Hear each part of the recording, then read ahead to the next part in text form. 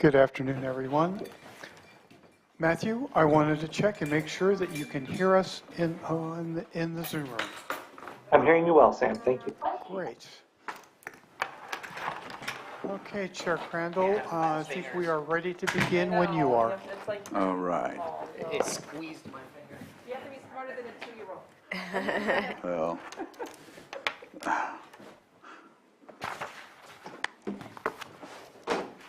Sorry, guys. oh no, I'm pulling up the Zoom right now. There we go.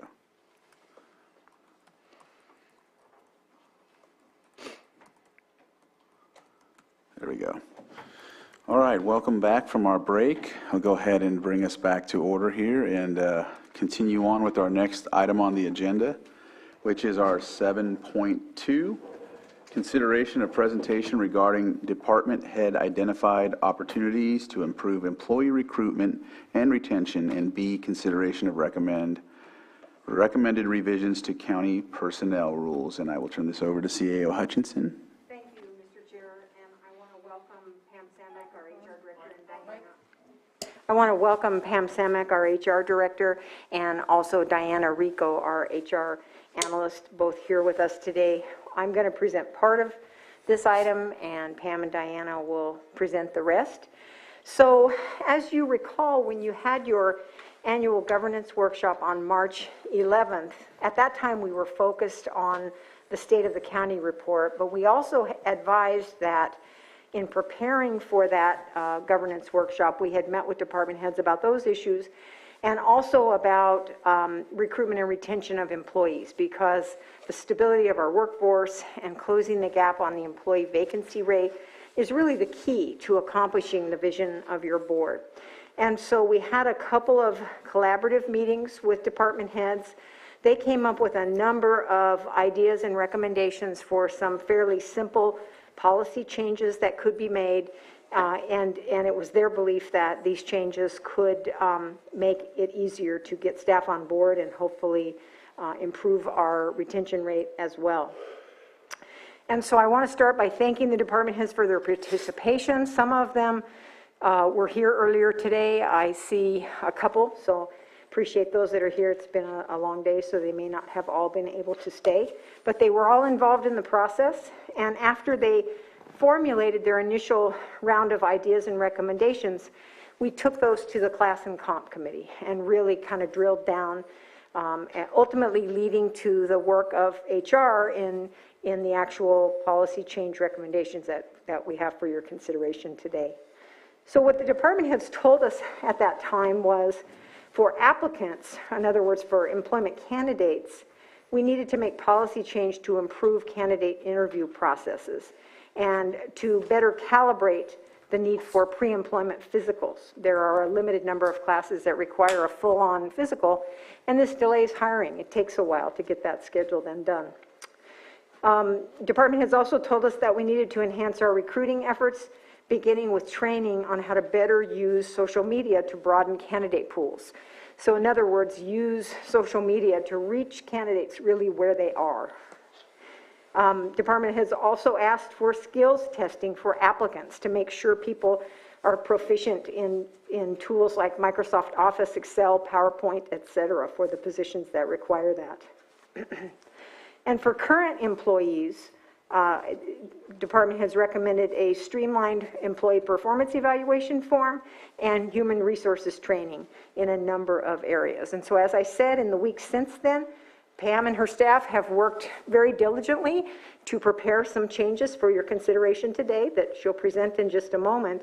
This is not an entire rewrite of the personnel rules, but we all acknowledge that they need more work. What today is about is really focusing on some quick fixes that the department heads indicated would really help move things along.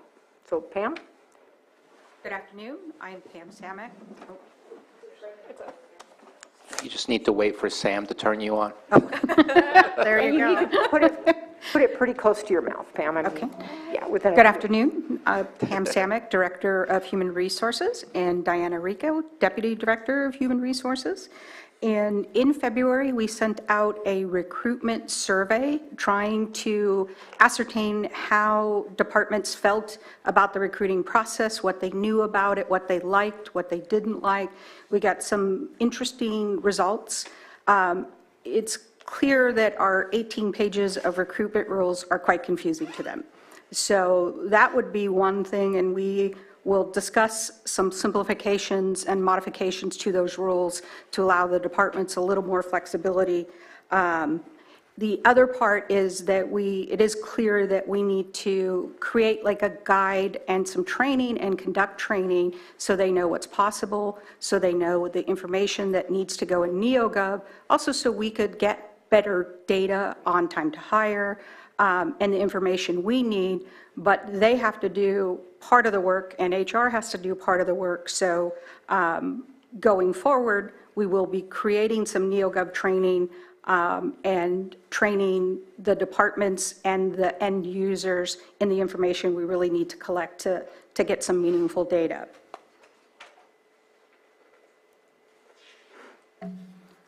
So in order to improve and streamline the recruitment rules, we looked at the language, which was fairly complex, and we tried to simplify it and tried to create a little more clarity where within the rules, sometimes they refer to 7 different sections within the rule, and you've got to flip through it. So we've tried, there's some redundancy, but we've tried to explain what each rule was and make it easier to understand.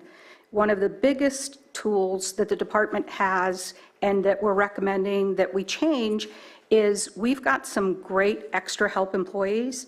Currently, they're not allowed to apply for promotional only recruitment.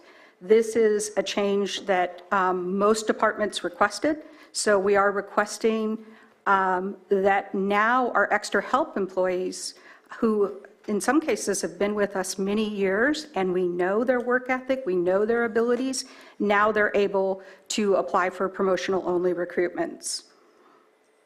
We also added some additions and to disqualifications based on department head input, and in some cases you get the same applicants who will apply for every job opening, and although they may meet the minimum qualifications, the department is interviewing the same person 5, 6, 10 times. So if they've interviewed that person 2 times within 1 year and they made a determination that this person would not meet the department needs, now the department may ask for a disqualification based on having previously interviewed the candidate. If the applicant has applied to multiple positions and failed to show up, now the department head has the flexibility to request that this person just be removed from the list because they're taking up a spot, we're setting up a schedule, and on a regular basis they're not showing up. Qualified applicants who have previously quit a current county job with no notice walking off the job, the department head, if they apply for the same department, may request that person be removed from the eligibility list. Now, unranked, untested eligibility list will now include 15 candidates rather than 10. This gives the department more flexibility and eliminates the need to do a panel interview for under 15 applicants. This will greatly speed up the process because you don't have to convene a panel, find a panel. Sometimes convening a panel can add 3 weeks to the recruitment. Applicant testing, HR will be working with the departments to develop applicant testing as a part of the screening process where necessary. That way they know what skill sets the applicant truly has, and they're not extending the recruitment process in the interview process doing another test. Oral interviews, we're now going to include, which it's always been a part of it, but now they may do a phone interview, a phone screen as a part of the interview process, a Zoom meeting. We're just specifying multiple ways to conduct the interview process, that it doesn't have to be in person. With Zoom being such a wonderful tool, also, you can get a pre-screen and do a pretty good phone interview and not have somebody come in to meet the department or the panel. This, again, gives the department more flexibility. HR will create NeoGov training. We will create an interview guide with interview questions that departments can use. Also, assessment forms, which will help document the interview process and outline the next steps. So those are the main changes, other than some language, to the recruitment rules that we're recommending today. We also took a look at all of the jobs, and I looked at 15 years worth of workers' comp data and made a recommendation to change 50 positions from physicals to medical questionnaire only, which will also help streamline, because oftentimes, because of the lack of ability of getting physicals, sometimes that can add a month to the process, to the recruitment process. So in looking at that data, we looked at the position, how physical it is, and then what type of injuries happened with that position to identify if there are things that would be caught in a pre-employment physical. We believe that the questionnaire answers most of those questions, and in attachment E, thank you, we made the recommendations to switch those to questionnaire only. In addition, we streamlined the evaluation form, met with the department heads. They really liked the new format. This should help reduce the number of late evals, make it easier to document the evaluation process, and helps each of the departments and the employee going forward.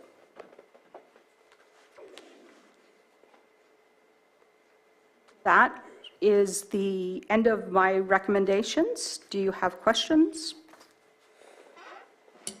Vice Chair? I don't have a question, but these seems like really easy fixes that will save a lot of time. So I just really appreciate the work that's been done on this, and I look forward to seeing how fast we can, have these new employees move through the process. Supervisor Sabatier? Thank you for this. I think it's good for us to review these things, especially as we are looking to reduce our vacancies. We want to make sure that the process is as efficient and as least burdensome as possible, both for the applicant and also the hiring department. Went through this with a fine-tooth comb. I did send a lot of stuff over to Ms. Samick as well as CAO Hutchinson. I wanted to read at least a few of those, because some of them is just typographical errors, and I'm not going to go over that. There was a lot of places where I was a little concerned on the, what's the right term to use? On the capability of the Human Resources Director to take actions for what I believe should be the hiring department, such as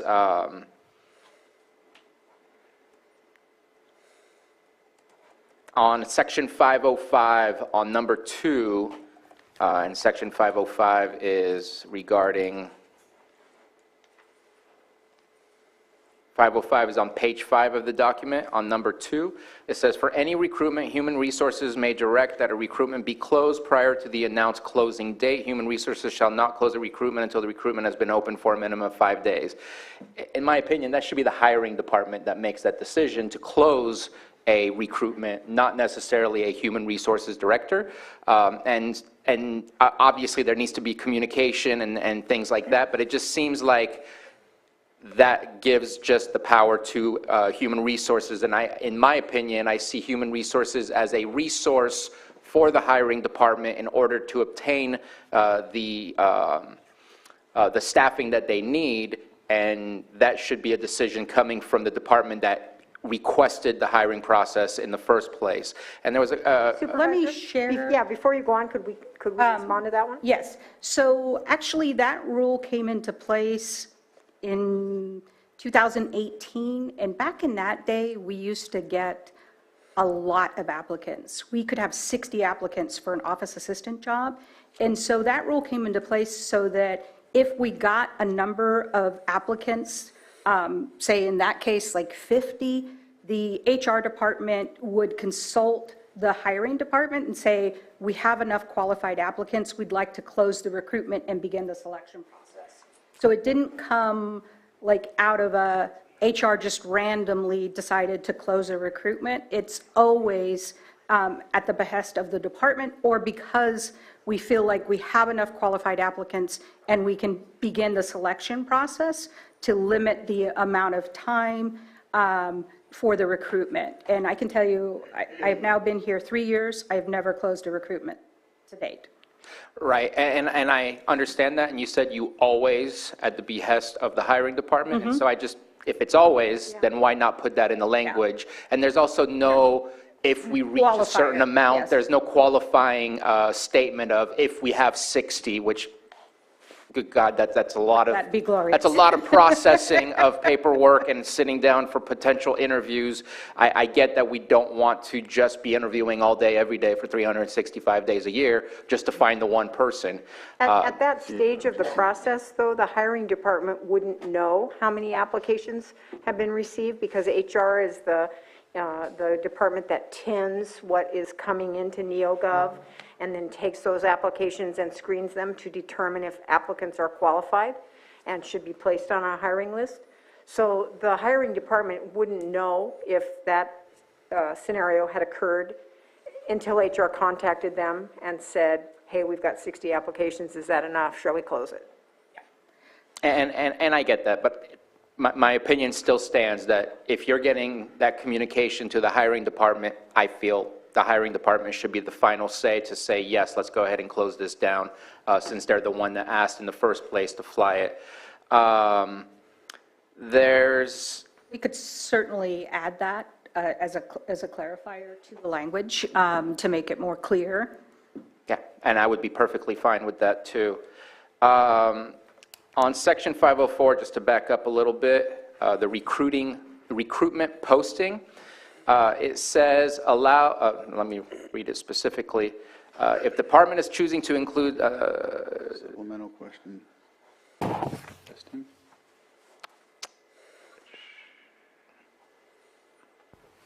It just doesn't say something. Not all standard, in my opinion, if I asked you as a director to fly a position, I would expect that it goes through the standard process of posting. But I know that there are special positions that might require special type of posting.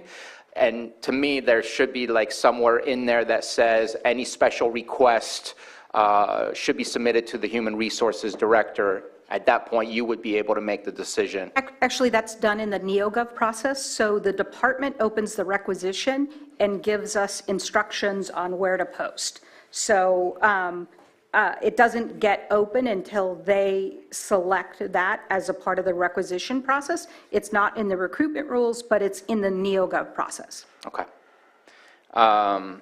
Another place, just to move on Section 603, minimum qualification appeals, it says that you have 5 calendar days to appeal. Before that, I was reading through the red line stuff, it used to be 10 calendar days, and further on in the document it says 5 working days. And one of the reasons that it was that was crossed off was if it happens to fall on a holiday, then they'll extend it. Here it does, there's no extensions, there's no nothing, and it's 5 calendar days. I know we have our holiday break that we have during winter. That could potentially be those 5 calendar days. We're not there to respond. Somebody could submit something. I would love to see it just say working days again, just to make sure that we're there to process and we're there to respond rather than 5 calendar days. Sure, and if, during the holiday period, we kind of build that into the posting so that we would be available, and the reason we lessened that time was, again, to lessen the recruitment, because you can't move through the process till the appeal process is ended. And so in trying to streamline the process, that was one of the ways that they did that. But if I got an appeal on Sunday, I would look at it on Monday. We're I think- fairly flexible with that. I think this point should be deferred to the Class and Comp Committee, Okay. though, because this has the potential to slow down recruitment if we extend that appeal period. And so, And just to let you know, on section 606 is another appeal for the selection process, and it says 5 working days. And I was just trying to make it consistent with our other processes of appeals. yeah. So that's why I was bringing it up, especially with seeing what was crossed out from before versus the change. And I think that before it was very cognizant of calendar days, not always working with the type of holidays that we have and the type of days off that we have seen. And maybe before we were thinking more along the lines of we don't work on Friday, and maybe now it's different. But that was definitely something that came up. Then there's one whole part to this that I don't see Board of Supervisor interview process or director process to recruit directors. It talks about all of the ways to go through the interviews and everything, but there's nothing that seems specific to what we do here. I'm wondering if that's completely separate from this or not. It's not separate, but you are considered a department head for hiring purposes. So that's why it also states that you're unable to sit on an interview panel. And that is one other rule that I forgot to mention, is that with department head, some of them have asked to be able to sit on a panel, not to score but sit, because they want to hear all the interviews. So that is another area that we added that flexibility back in for them. So for the board and the recent recruitments, you are not doing a panel interview. You are basically seeing all qualified applicants. So We've done it both ways Yeah. over the years with the board, Pam. Certainly with the public health officer and the recruitment that went on and on. We started with a panel screening applicants, but as we move forward, the candidate pools were smaller, so we just brought them all to you. So if we had a lot of candidates, I think the board would want the panel reinstituted. That's been past practice. Ms. Grant? I would just say that your board can do it any way you want to, but I mean that quite literally, as long as you stay within the bounds of the law. You might not want a policy dictate in that case, because it's up to you whether you want to begin with a panel or you want the interviews to come directly to you. And I would think as a board, and given the constraints on recruitments, et cetera, that you might want to keep that flexibility in the future. But that's up to you if you prefer to have it institutionalized as a policy document. You can certainly do that too. Okay. And then two more quick comments. And the only reason I brought it up is because I saw that it said, except for a Board of Supervisor, and maybe I wasn't thinking the difference between panel and actual interview. So I was trying to figure out where do we fit in. On 503.2, we took out an entire section that says promotional-only recruitment shall not be used if there is only one qualified potential applicant in county service. I'm a little nervous about that for the fact that that is something that I think the public constantly wants us to refrain from, even the perception of looking like we're setting somebody specifically up to get into a position rather than actually allowing it to be competitive. So I would like for that to be back, just for that caution and cover. And on that point, that's a point that I think is fairly important to the departments. I would really love to bring back to the Class and Comp Committee to discuss their recommendation on that, because having the ability to promote, I mean, I think is very important, and not wait till there's multiple candidates if you have an excellent candidate. Not that you're trying to, stop other people, but I believe that flexibility is important and something I would definitely like to discuss with the Class and Comp Committee. And then, Ms. Grant? Just from a legal perspective, I would say that that might be fine as long as you have objective criteria. That would solve some of your concerns in terms of subjectivity, but it would also make it clear that it's not just, oh, there's nobody else out there, so I'm going with so-and-so, because it's 1,000 employees. Well, again, they have to apply and meet the minimum qualifications. So they're meeting our minimum qualification standards. So you cannot, besides the board may appoint, but you cannot promote somebody that doesn't meet those minimum qualifications. correct. And then just After the fact. two more things. One of them I was very confused about. For the promotional-only recruitments, it says, these are the categories that you must meet, be employed in a permanent or extra help county position. That makes perfect sense, but this one was slightly confusing. Be eligible for a reemployment list for another position due to layoff. I take it layoff means due to unfortunate circumstances of not being able to budget for somebody to be in a position, and that we would have loved to keep them, so it's not like they were asked to resign. I kind of wanted to Correct. check in right here, because that's promotional within, but yet they're not there anymore. So I just kind of wanted to. That just says if we have a layoff list and we do a promotional only, and that person would qualify, that we would need to notify them and allow them to interview for that job. Okay. As long as they meet the minimum qualifications, they're on an eligibility list for 1 year after the date of layoff. Okay, and from what I believe, promotional is just as public as those positions that are flown in the open public as well. You could see that on our website when it says that, so Yes. therefore, if somebody has been laid off, they can go ahead and see that those things are available. And HR would look at that list and probably send a notification saying there's a job that you might be eligible for, and allow them to apply. We haven't had a layoff list, thank goodness. So we haven't had that come up in my tenure. Right. And then my last thing is about the evaluation form. I appreciate it. I also know that it's going to be a interactive to a certain degree, PDF, or they can print it out and do it on paper. At one point, it would be really nice, something as simple as a Google form where it actually keeps track of these things, so we can actually get data of just an idea of how things are going as a whole, not to, I mean, I guess a department head would want to see the specifics, but it's nice to be able to carry over some data and see how are things going in each department, how are, and I'm not asking the right questions, but it's data collection that if it's just on paper, it doesn't really translate into data. It just translates in, you finish the paperwork. And it would be nice if we can use something that's available to us where it can collect that data, or we could do that in the future.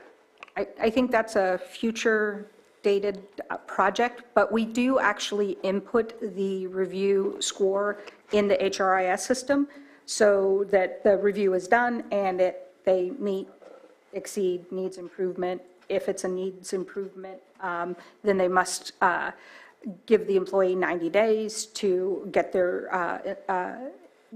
performance up to standards. So we do collect some level of data, but I could only run it to the degree that our current system allows me to, which is not the best system. No, it's definitely limited. And my last part is on the evaluation. It does not state whether you're working in the office or working remotely or kind of a hybrid. And I think that's an important tag for us to learn as we continue to use remote work, to understand, are people working from home doing a better job of keeping up with what they're expected to do by their directors, or are we seeing that things are kind of falling down as we do the remote work? I just think it would be a useful data point to collect.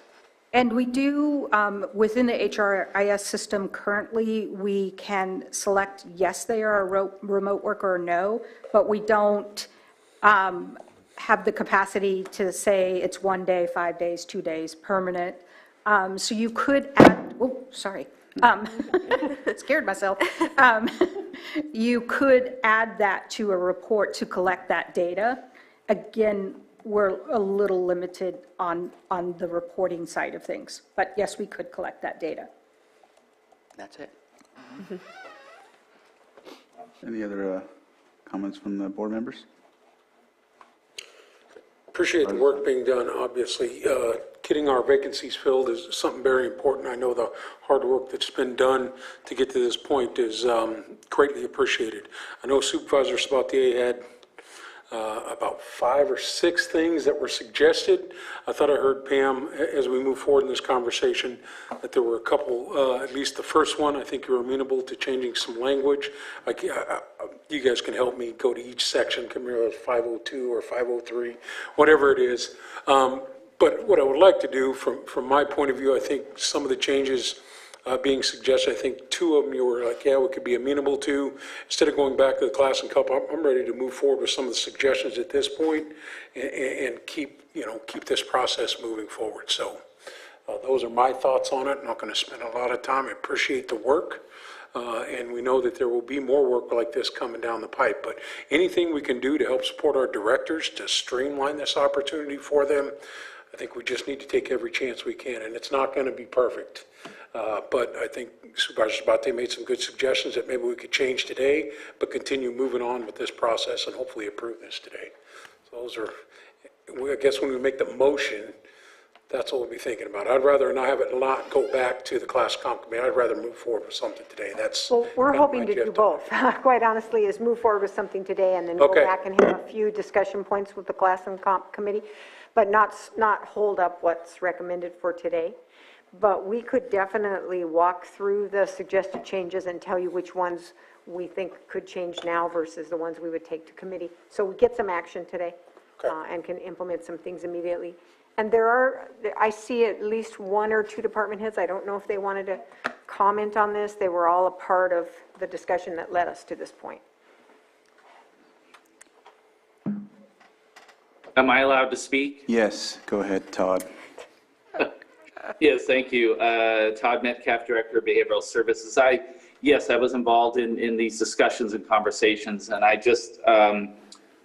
do want to thank Human Resources for all of this work and how I can already see it's helping streamline things and especially helping speed up the recruitment process. So I support everything that's been said today.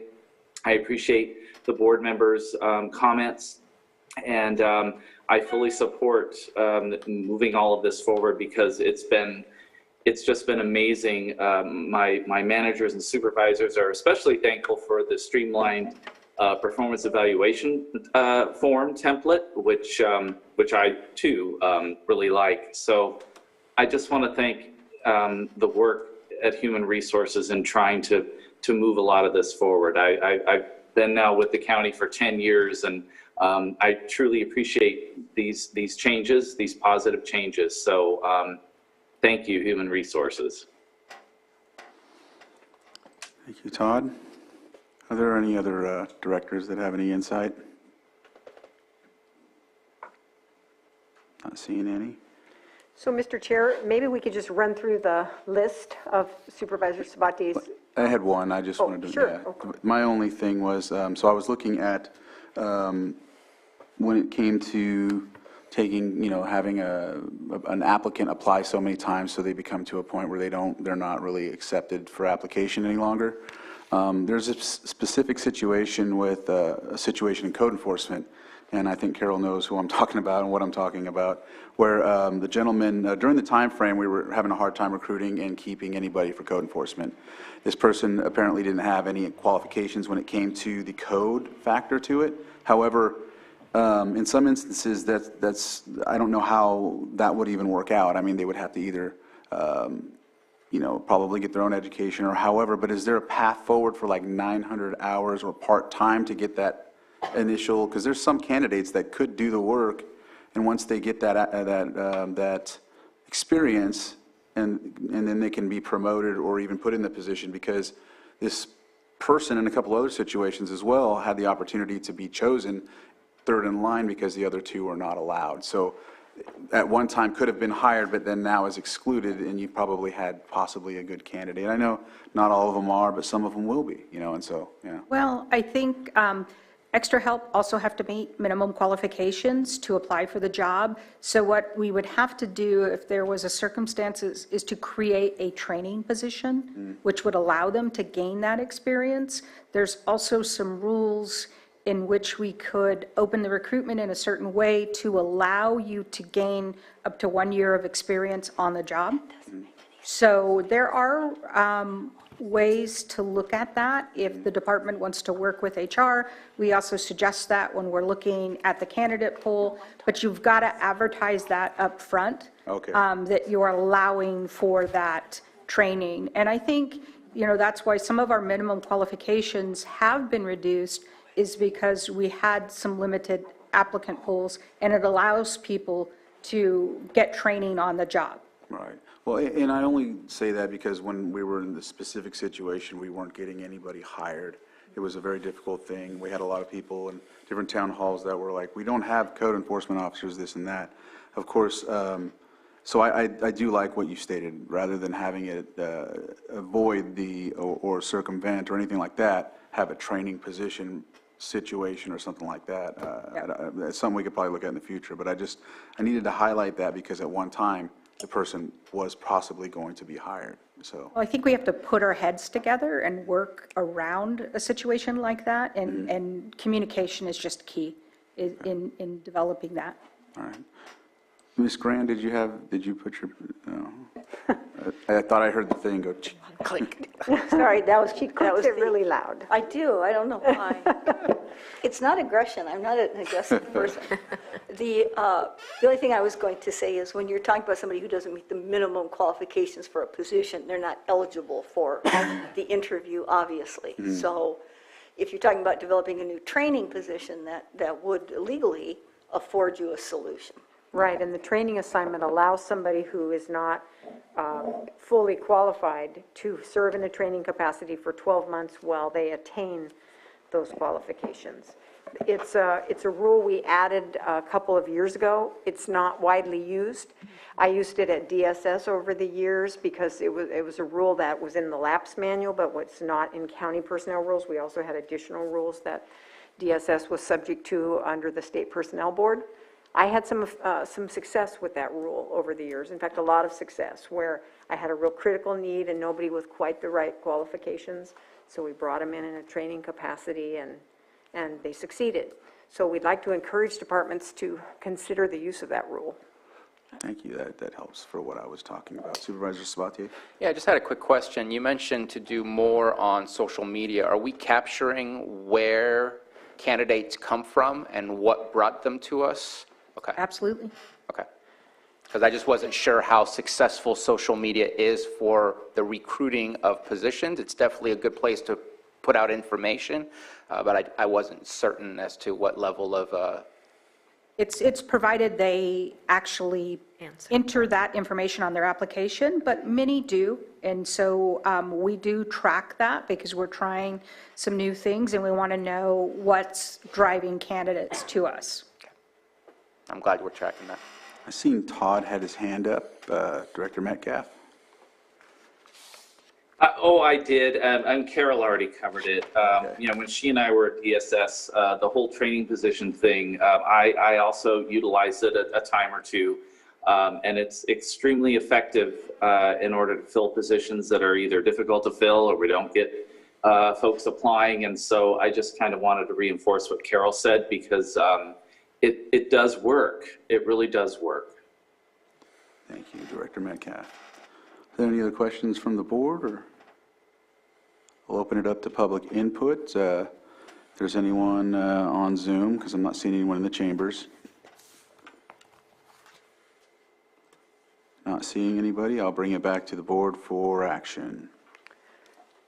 Mr. Chair, could we run down the revisions so you would know what that action would be? Let's go through those. Well, first of all, with respect to the evaluation form, that is not a form that is a part of the board's approval process. We were just sharing it with you because we're excited and it's a byproduct of this effort.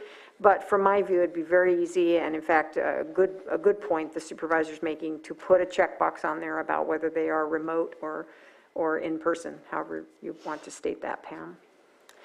And then there are some typographical errors. Those, just words that are missing or not quite right here. All of those should be relatively easy fixes and a cleanup, right, Pam? Unfortunately, I can't see the strikeout version. So for whatever reason, I think when it was made into a PDF, it didn't transfer over. Could you see the strikeout version? Yeah, I requested the red line version specifically.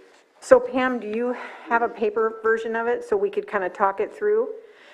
So look at section 503, which is on page 4 of the new policy. And Supervisor, would you help me?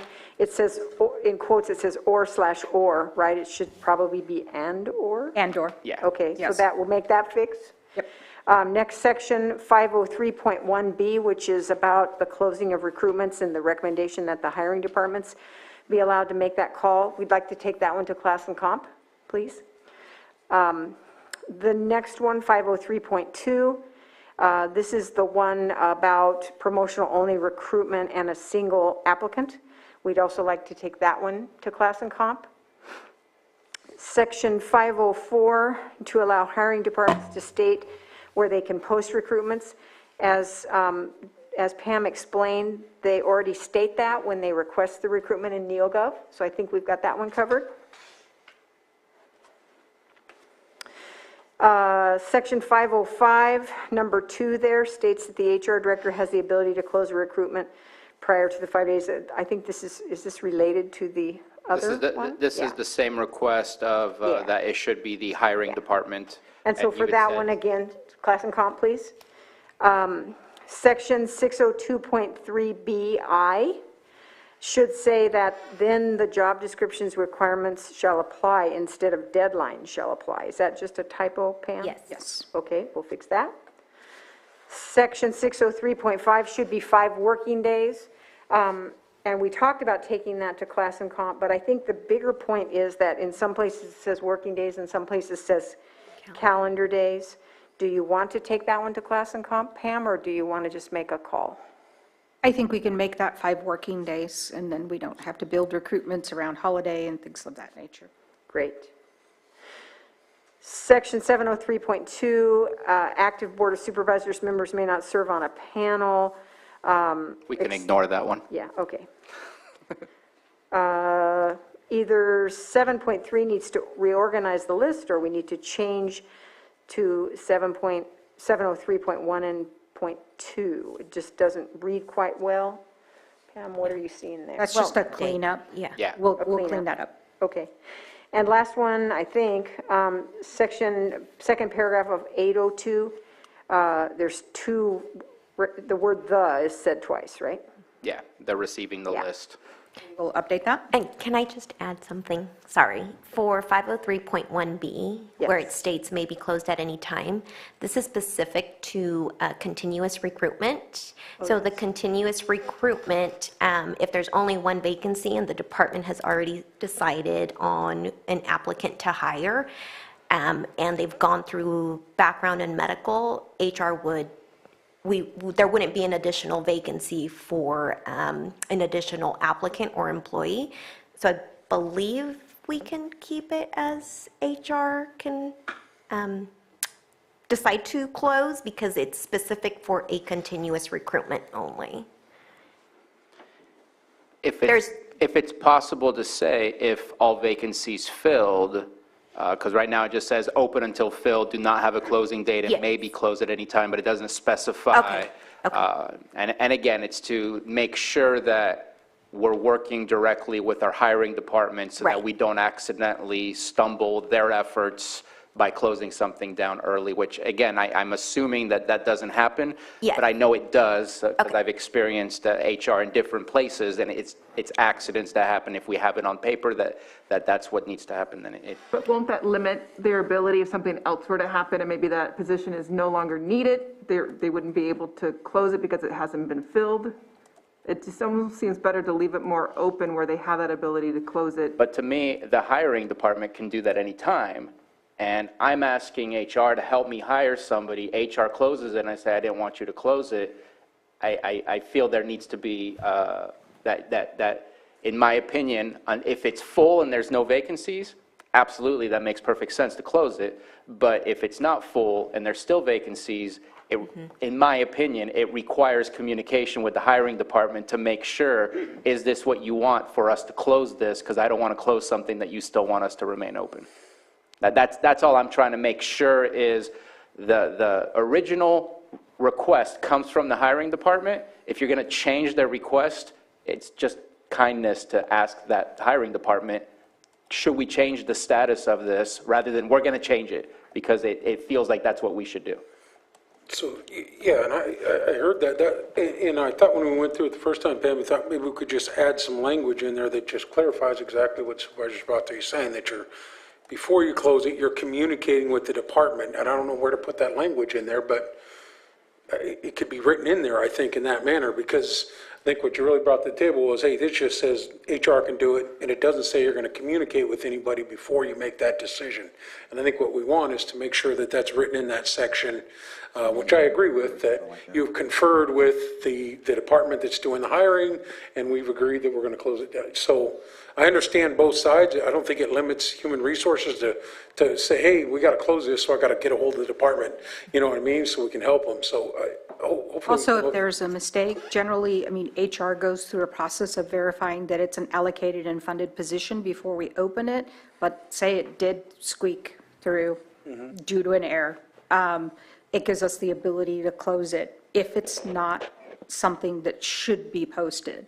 Also, if things age out, and the department doesn't go back and close out their recruitments, it gives HR the ability to close out and get things off, because that also skews our time to hire. Ms. Grant, did you have something to? I was just going to say, you could just add maybe closed at any time upon concurrence of the appointing department. Yeah. And then you're done. As the far as hiring the first example where where the recruitment isn't eligible for recruitment, you don't need this for that. It can't be open, so it can be closed, and HR can certainly do it. So you won't need the language for that. But that would be just a quick legal fix. That's Vice Supervisor Spatz. I think that's a fix right there. I'm not looking to create a whole step. I just think it's to ensure that there's communication, because I've experienced enough different types of HRs that sometimes those things do happen. And if we can set it in our policy, then maybe we can reduce that potential of those times happening. But I understand the reasons of HR wanting to say, hey, we need to close this. So I don't think that precludes you from doing that, just making sure that we have that communication, which I think happens anyways. All right, I think it looks like we're ready for action. Okay, so then that one would state, HR may close it with the concurrence of the hiring department.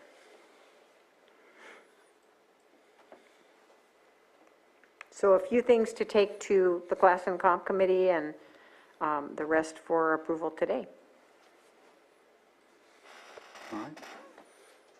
And I appreciated the document, because I was not aware of every little bit of detail of that document. You only know what you know. And so seeing, more of these things, I had the same kind of reflection on the data that we received from behavioral health this morning. Seeing more and better understanding is very useful, and I appreciate the review of the document as well as being able to go through the document. So thank you so much. So just clarification on the motions as we move forward here. Carol, you stated that the interview process, or let's see, approved changes, policy, applicant interview process, the evaluation isn't part of it, all right. So I just want to make sure. We're going to do 3 motions?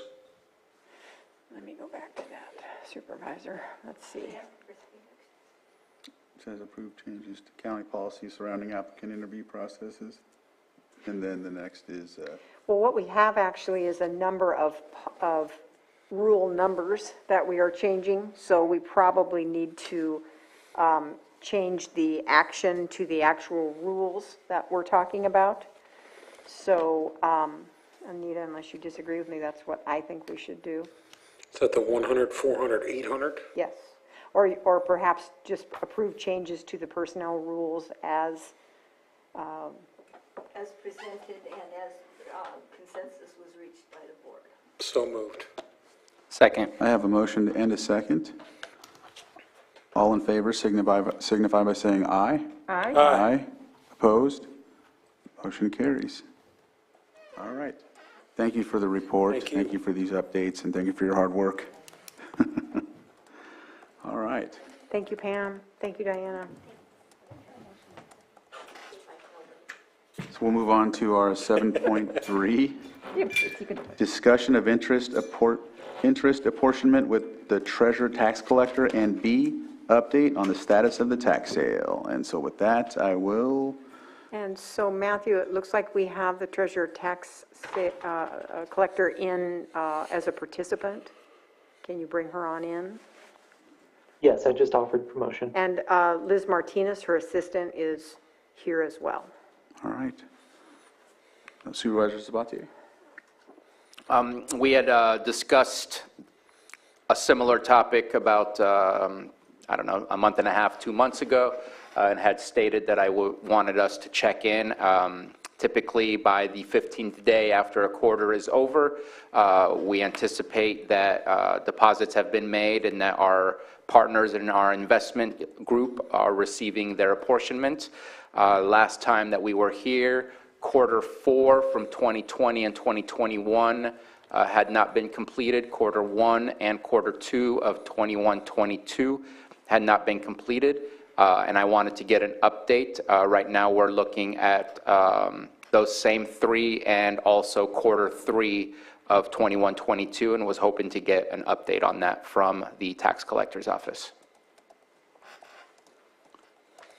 All right. There she goes. All right. Hi, good afternoon. So we do have an update for you. The 2021 fourth quarter was completed and those reports were submitted to the auditor on March the 10th. The 21-22 first quarter, the apportionment reports were processed on March 17th. In reviewing those reports, there was a significant data entry that was discovered. And due to our legacy system, the problem was not easy to correct, and we had to get assistance from IT to correct. So the process was complicated and lengthy. IT had to do quite a bit of research in order to, prior to actually even for us to make the correction. So on Friday, we did get an update that the correction has been completed. So I'm going to do a test apportionment report today, and then once that is clear, good to go, then I'll be submitting the reports to the auditor, most likely by the end of this week. The 21-22 second quarter, so right now staff is verifying that the second quarter data is correct, and then once that verification is done, they'll be moving forward and closing the second quarter, and that would take approximately a couple weeks once that data is verified to make sure it's correct. So that is those 3 quarters there.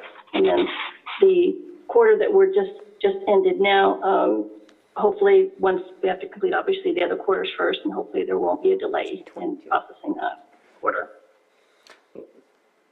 And I appreciate the update on that, and happy to hear that quarter 4 was accomplished and completed. And curious as to what you said 2 weeks after things would be completed or by the end of the week, you should be done with quarter 1, and hopefully in 2 weeks after the review for quarter 2. Can you give us an approximate date of when you think that will all get accomplished? Probably, well, once they finish, the staff has to enter the data for, I believe, November and December and close. It usually takes them, if they can dedicate 100% of their time, it usually takes a couple weeks. for that process to occur. So I don't see it going much past 2 weeks. Liz, do you have anything to add to that as far as any delays that might come up, or you think 2 weeks will be? I think 2 weeks will be good. Actually, the data for November and December are in the system. It's just closing those 2 months, and then we can close the quarter. Yeah. Okay. And then afterwards, hopefully there won't be any issues with the quarter 3. And do you think that maybe another couple weeks after quarter 2 is over, that would be possible to close quarter 3? And the reason I asked the questions is I think that we needed to overhaul our investment policy, overall our investment contract, and we have done those things. And so the reason I want these conversations to happen is to ensure that we're progressing towards getting back to as close to the initial timeline that is agreed upon, which is 15 days after the quarter is over, so that our investment partners, now under this new investment policy, can also see a little bit more of a normal schedule of things. And just kind of curious if that could be the case as well, just another 2 weeks after that for that third quarter. I think it would probably be closer to 3, only because that data entry for the next quarter hasn't been input yet. But we can definitely, we may be able to pull another employee from another division to help with that data entry. And we can try to shoot for 2 weeks after that. Okay, so we're looking at approximately 5 weeks or potentially less. Correct. Okay. I think it's progress. I'm not looking, it would be awesome if we could be completely caught up, but I'm looking for that progress meter to move forward, and I think it is. And hopefully we can get to the point where our partners can feel much more comfortable with the situation as well. So I appreciate it. Appreciate the update. Mr. Chair, Yes, Ms. Grant. I'm just wondering. Bless you. Thank you. In the memo where it says second quarter fiscal year 21-22 due January 15, 2021, should that be 2022? Yes. Little typo there. And I appreciate CAO Hutchinson automatically putting this on the agenda. I had not written out the memo, so appreciate you and your staff making sure that that's there. I think Johanna is actually the one that was tracking it, so thank you, Johanna. But this is also an opportunity to receive an update on the tax sale that's just underway, if you'd like to. Yes. Yeah. Okay, so the tax sale is scheduled for May 27th to June 1st. Your board approved the sale of 943 parcels. To date, 43 of those parcels have been redeemed. The taxes have been paid. The delinquent secured tax collection was in the amount of approximately $436,000. We would also like to remind taxpayers the last day to pay the delinquent taxes to remove the property from the tax sale is Thursday, May 26th at 5 p.m. And then the taxes must be paid in secured funds, cash, or cashier's check. On April 12th, our office mailed approximately 4,000 certified interested party notices. I would really like to take a moment right now to commend the department staff for all coming together and meeting that deadline. Our bid for assets storefront should be available to the public for viewing the first week of May 2nd. The bidder registration deadline is Monday, May 23rd. The auction will start at 8 a.m. Pacific Standard Time on Friday, May 27th, and then will close on Wednesday, June the 1st. The closing times will vary depending on the parcel number, if it's in the beginning or the end. And then the parcel list we do maintain at our website at tax.lakecountyca.gov. And we do update that minimum right now weekly. But as it gets closer to the sale for parcels that are being withdrawn, it will be most likely daily at that point. And then we'll have a final sale list posted after 5 o'clock. Any other questions? Supervisor Sabatier? I do have a question. I'm glad that some people are redeeming their properties. As we started in this new process of having annual tax auctions, that was our intention, was to make people accountable for and take responsibility for their own properties.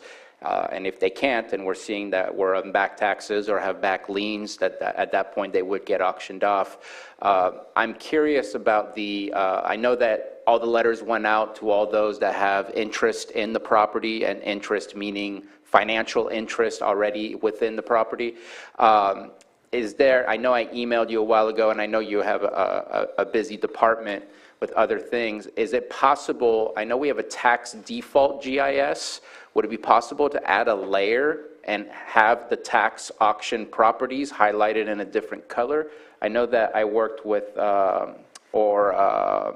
your staff member, Mr. Sullivan, worked with IT, and just kind of curious, since we already have a tax default GIS, if it would be a difficult task to add one layer of properties. I think I've used GIS. It's a simple Excel spreadsheet that you can add, and boom, the layer pops up with the parcels already there.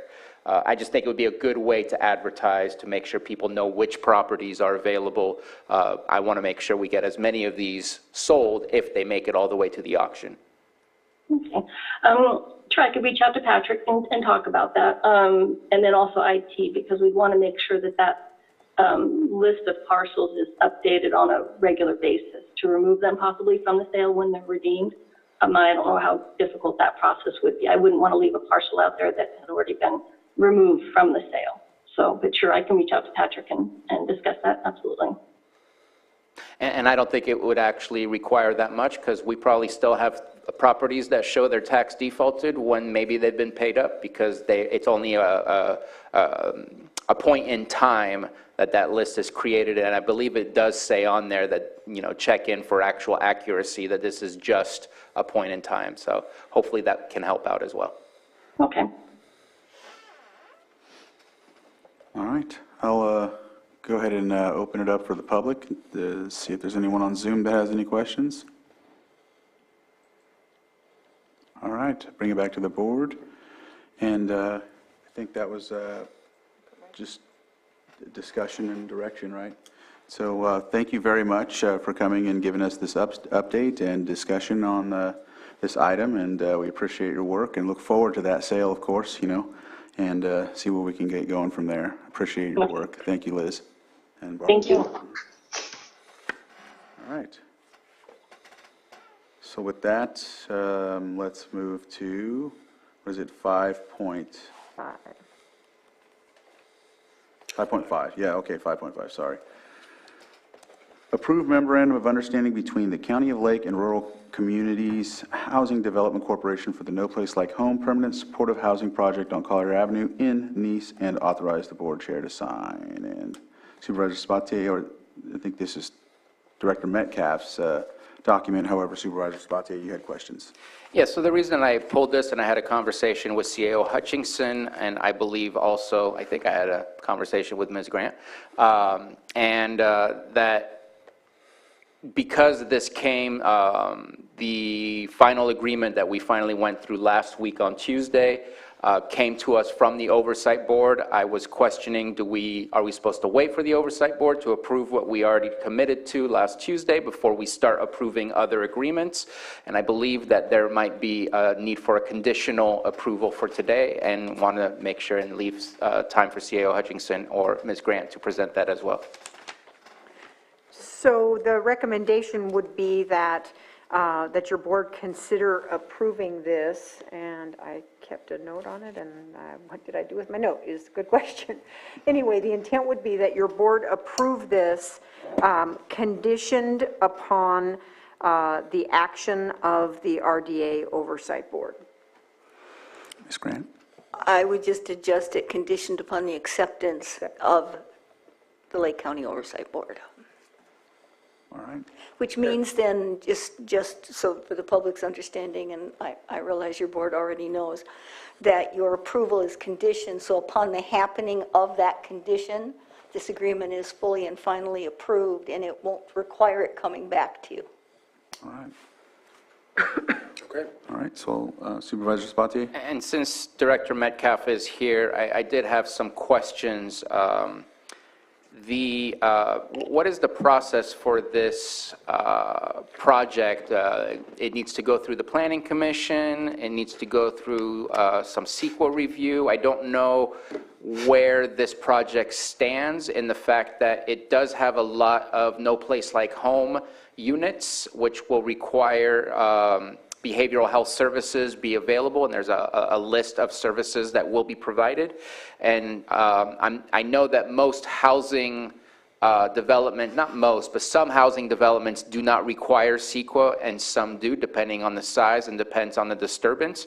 But for this type of project, it's not a facility, it's a housing project, but it will have a sort of facility feel to it in the sense that behavioral health services are available. Just kind of curious what the process will be and when public input will be requested, because it doesn't have all the details in the agreement that we have in front of us other than it will have units for no place like home and such and such. Oh, I'm so grateful to see Susan Parker here, because I'm not as well versed in this language as I could or should be. I know Ryan LaRue from RCHDC was planning to be here in this meeting today, but I don't know if he's present. From what I understand, that the CEQA process is necessary to move this thing forward, but and Susan is nodding, so okay, yes. I do understand that much. Ms. Parker? Thank you, Susan. Yes, and I can't speak to great detail, but it is going through the review process, both in plan review and environmental. But I cannot speak to the where it stands. I just saw Ryan come on. He may be more attuned to the most recent actions by CDD. Right. Good, I'm glad he could make it, because this is not, I don't speak this language very well. Ryan, if you'd like to unmute. Yes, hello, Chair. I'm sorry, I missed the question regarding CDD. Susan? The question was, where is this project in the process of review, and when will there be an allowance for public comment? My understanding is that the project is zoned appropriately, so there is no public comment as far as zoning and use permitting. It's a by right development, so that's not a factor.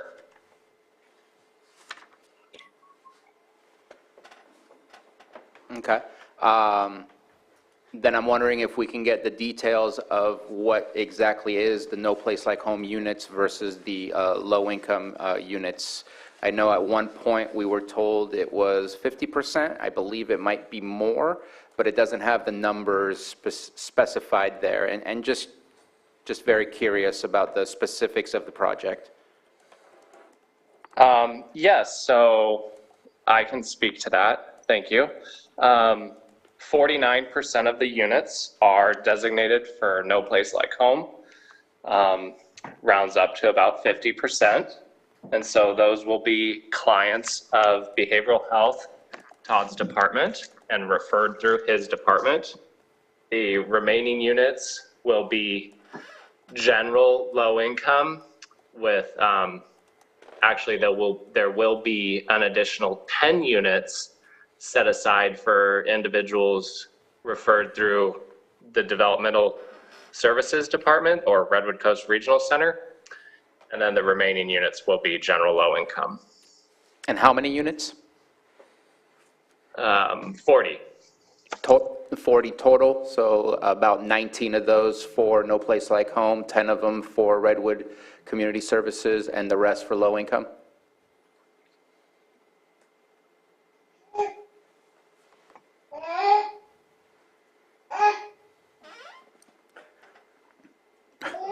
Apologies for my background noise. I'm at home and everyone in my house is sick. Sorry about that. So I'm going to repeat my question. I don't know if it was heard. If there's 40 units, are you saying that approximately 19 are for No Place Like Home, 10 are for Woodward Community Services, and the rest are for low income? That is correct, yes. Okay. Thank you for those numbers. Thank you. The only thing I would suggest is, and you can certainly move forward with the memorandum today with the conditional approval. With regard to environmental review, I'd recommend that your board get a write-up from community development on that, because just being in the right zoning is not necessarily the end of the discussion here, because you're talking about a change of use. Thank you, Ms. Grant. All right. I'm going to go ahead and open it up for public comment. Is there anybody in the Zoom room that has any comments? All right, not seeing any hands. I'll close public input, bring it back to the board for action.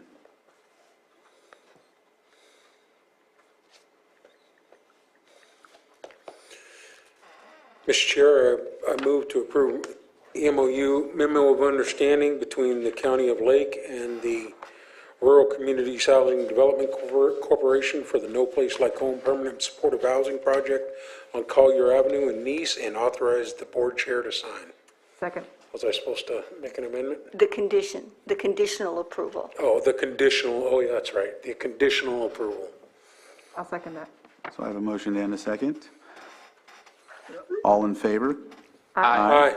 Opposed? All right. Motion carries. Thank you again for your help on this, and we will go ahead and move on to our next item on the agenda. Thank you, Todd. Thank you, Susan. And thank you, Ryan. Thank you very much. All right. So we are at, let's see, is there another 5, or are we? I think we're done with the 5. I think we're done. Calendar. All right. Calendars. So Supervisor Sabatier. So I will be heading to Sacramento tomorrow and Thursday for some CSAC conferences, well, not conferences, but meetings. I've decided to jump in with both feet this year. Tomorrow I'm going to take part of the Cal-AIM workshop, which I think there's another topic, Cal-AIM and county budgets. Basically, it's that holistic Metcalf program that Director Metcalf was discussing earlier today, and how it will be impacting our budgets and just what the program is. I think it's good information to know, since we have a lot of our population and our community members that need those types of services. Then I will be I've joined the Administration of Justice Committee for CSAC. As we know, the pendulum has swung in the state of California to reduce not just convictions, but consequences for crimes in California. And so I took interest because of some of the things that we're seeing here, and knowing that the pendulum is about to start swinging the other way, and wanting to be a part of that conversation. So I'll be bringing back information to you all from that meeting. The following day, it looks like I'm starting my day off with an IFT-only meeting. Haven't received anything other than we're having that meeting, and there seems to be attachments to that, so I'll have to prepare. But I might be doing that while in transit to go back to Sacramento, as I've also joined the Ag Committee, since Ag is important to our community and wanting to understand what the state is looking at doing. And I'm sure that we will be discussing drought measures that are happening here. And then later on at 1 o'clock, the CSAC board meeting will be happening as well. And there's an economic development meeting that's happening later on that day as well. I'll probably be doing that from afar. And then if I get back home in time, Clear Lake City Council meeting. I have a meeting set for Friday to meet with Assemblywoman Aguiar Curry, just to discuss a number of topics. And then I will be joining Woodland Community College for their Earth Day festivities happening on the 22nd at 2 p.m. And I do have to remind people that the city of Clear Lake did start having their farmers market on Saturday, starting at 4:30 p.m. And that's a wonderful new addition, so please make sure to go to Redbud Park at 4:30 p.m. on Saturdays for those. On Monday, I kind of crossed paths with them last week with Mr. Sullivan. UC Berkeley was here doing some research on Prop 64. I will be meeting with them remotely on Monday morning to discuss things with them on that. Meeting with our CAO on Monday afternoon, and then having an ARPA committee meeting a little bit later after that. And I will see if I will be at a Clear Lake Chamber meeting as well, trying to support what their activities are. And then back here on Tuesday. Thank you on that. Supervisor Simon? Yeah, finishing up today's meeting, and I have a meeting this afternoon with a constituent in Middletown. Would like to say that, thanks for reminding me too, Supervisor Sabatier, the Middletown Farmers Market is going to on Fridays nights from 4 to I think 7:30.